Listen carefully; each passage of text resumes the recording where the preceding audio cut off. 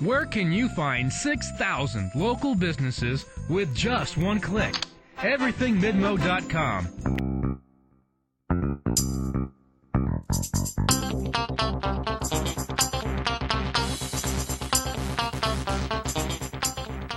Hello and welcome to the Columbia Daily Tribune's Behind the Stripes webcast. This is sports editor Joe Walljasper alongside beat writer, Columbia Daily Tribune college football beat writer Dave Matter. Missouri coming off a 36-17 victory at Colorado, their first Big 12 win. One thing that kind of caught our eye in that game is Blaine Gabbert looked a lot healthier than he had been the last three games.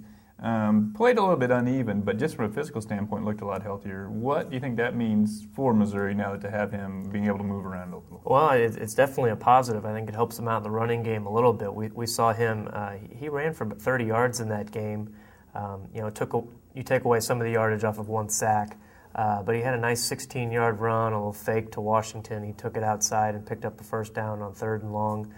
So if they continue to develop that, they can get back to being a little more complete on offense, look more like the offense we saw against Illinois. When he's a threat running, the defense has to account for him, and that takes a little pressure off of the running backs when they get the ball. So I think that really helps out their running game a lot, and obviously it helps him out being mobile against the pass rush. Not that he saw one against Colorado at all, but you would expect teams to want to come after him a little bit, one, because he's so inexperienced, and two, he's coming off that injury. So the stronger and the more healthy he gets back there, it'll just help his passing out too, and help him be a little more accurate. We saw him struggle in the second half, the little that they did throw. He just wasn't very sharp there in the second half. Early in the year, especially, I'm thinking of some plays against Illinois and also against Nevada. Some of the big plays he's able to hit in the passing game was when he was scrambling and kind of getting right close to the sidelines and then able to kind of use his arm strength to throw downfield when I think defenses have given up on the play. If he can get back to where he can do that, that'll help out too, because he's a guy that I think once the pass rush starts coming, he likes to get out of the pocket a little bit, and that's something he just really hasn't been able to do since Big 12 play started. Not at all, yeah. Defensively, Missouri holds Colorado to negative 14 yards rushing. Now, Colorado isn't a very good offense, but they have a pretty good running back in Rodney Stewart. Very impressive defensively. A little bit different attack than they've showed early in the seasons when they mainly kind of laid back and made people kind of beat them progressively down the field. This time they blitzed quite a bit, get some big plays out of their defensive backs as far as getting sacks. Do you think that's a sign of things to come, or just they're going to take it game by game and kind of adjust their approaches? I think it's a little bit of both, but I do think that they have a specific game plan for each week. And this week, the players talked about this after the game and then on Monday, that the playbook has expanded a little bit, but also that they knew that the way Colorado lines up, they're not a spread offense. They bunch a lot of their formations in the middle of the field with H-backs and tight ends and fullbacks. And when that's so clustered like that, the way to attack that is to bring guys from the perimeter, from cornerbacks and safeties and outside linebackers. And that's what we saw. Dave Steckel, that's how he brought the heat on Saturday, and it really worked well. And 2 corner blitzes led to sacks.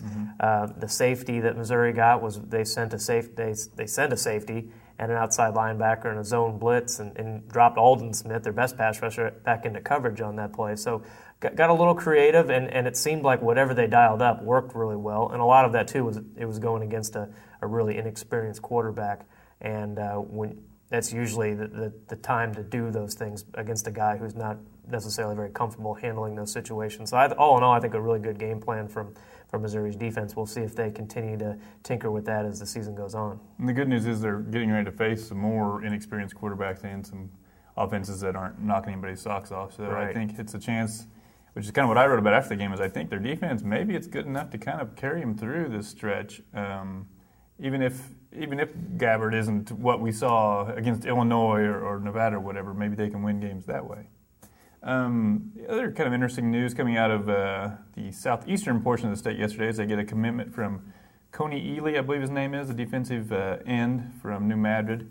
That gives them 2 of the top 3 rated players in the state of Missouri for next year. But of the top 15 rated guys, who are all basically BCS conference guys, I believe they only have 4 commitments. How would you judge what they've gotten done so far recruiting? Well, I think we've talked about this before, and the thing, if you're Missouri, I think you always want to get the majority of the top 5 or 6 really elite guys in the state. And right now, they've got a chance to still do that. Marcus Lucas is one guy, wide receiver from Liberty, who's still uncommitted at this point. Missouri figures to be in the mix for him. So I think they're doing okay in that regard. Another one to keep an eye on is Tyler Gabbert, Blaine Gabbert's little brother, committed to Nebraska right now. He's considered anywhere in the bottom half of the top 10 in the state of Missouri, so he could still change his mind before signing day. And then another thing is kind of you put an asterisk next to the top 10 in Missouri, but they're recruiting two guys that they have commitments from who are from just outside the border, who they still use their Missouri recruiters to recruit. Jimmy Hunt, a wide receiver from Cahokia, Illinois, which is just on the other side of St. Louis. Lucas Vincent, a defensive lineman from the Kansas side of Kansas City. So Missouri kind of considers those kids in-state, even though technically they're not. So all in all, I think they're doing okay. You know, they'd always like to get more of those top guys, especially the guys down the road at Rockbridge High School, but we know how that situation worked out. So I think as long as they're in the mix for those top guys and they're continuing to recruit well in Texas, which they're doing, I think they're in pretty good shape.